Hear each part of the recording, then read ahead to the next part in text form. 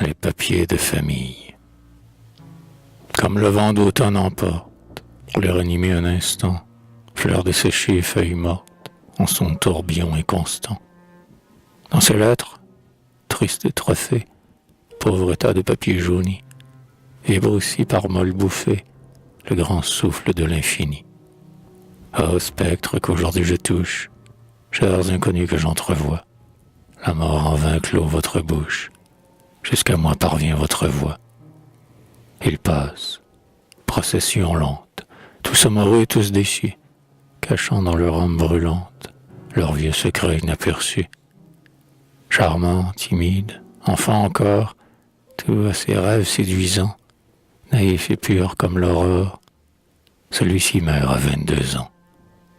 Qu'elle aimait sa sœur et sa mère, à peine eut-il au dernier jour la vision de la chimère, le désir du premier amour.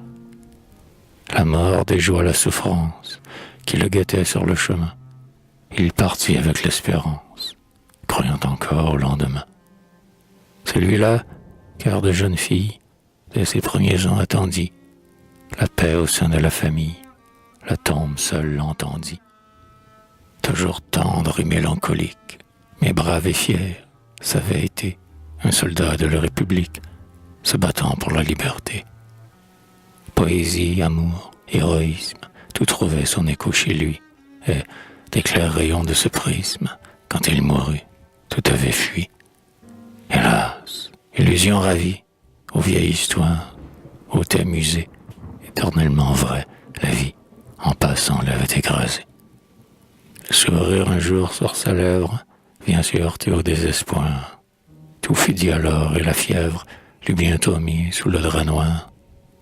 Une ombre de morne cortège se détache. Voici venir la vieille fille au front de neige. Autre image, autre souvenir. Elle comptait avec finesse et faisait rire ses amis. Mais certains temps de sa jeunesse, par elle, étaient toujours omis. Laissons cela, je vous en prie, disait-elle qui la pressait, et sous sa paupière flétrie, parfois une larme glissait. Ainsi vécut et mourut-elle, son secret en elle enfermé, à 90 ans fidèle à celui qu'elle avait aimé. Vivifié en ces temps tristes de sa bonne et franche gaieté, son oncle l'encyclopédiste lentement marche à son côté. Voyez-vous, sous cet air bonhomme, sous cette apparente douceur, celui qui s'en vient de Rome, philosophe et libre penseur. Oh, le singulier caractère, hardi, moqueur et souriant, que cet abbé qu'aimait Voltaire et n'aimait pas Chateaubriand. Je fouille encore aux rêveries, de nouveau vous pouvez partir. Je trouve ici des armoiries, là la légende d'un martyr. Le cachet n'a rien de sinistre, des fleurs, délicats ornements, un casque à 3 fleurons, un sistre de Minsinger allemand. Puis 2 fois la bouche héraldique, emblème de fidélité, qui, dans un tournoi mélodique, fut peut-être un prix remporté. C'est tout, mais cela se l'éveille, un fantôme de troubadour, sistre à la main, fleur à l'oreille, vivant de musique et d'amour. La légende, au contraire, est grave. Dans les arcanes du passé, avec du sang il se grave, et le sang n'est pas effacé. C'était au temps des dragonnades. Les Cévennes étaient en feu. Vieillards, enfants, blessés, malades, les proscrits fuyaient en tout lieu. Un de ceux-là qui, pour Guillaume, et sa cause avait tout quitté, jeune, libre, hors du royaume, vivait alors en sûreté. Mais à ce long cri de souffrance, là-bas on a besoin de moi, dit-il, il faut rentrer en France, puisque l'on y meurt pour la foi. Il part, les périls sont sans nombre, il est brave, passe au milieu, et commence à servir dans l'ombre la Ligue des enfants de Dieu.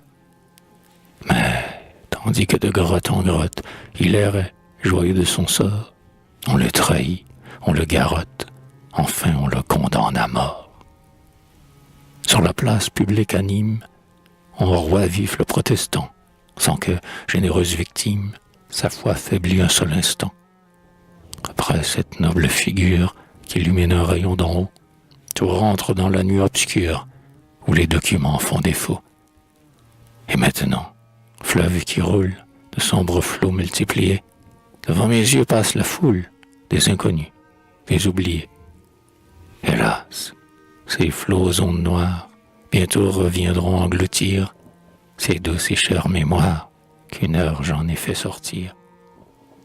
Le souffle qui me les apporte pour jamais les remportera, car de mes souvenirs, moi morte, ici-bas qui se souviendra. Peut-être alors un enfant triste, pour qui je serai le passé, d'un œil de poète et d'artiste, scrutera ce feuillet froissé, et dira, le cœur ému comme le miel était en écrivant, rien de ce qui se perd pour l'homme n'est perdu par le Dieu vivant.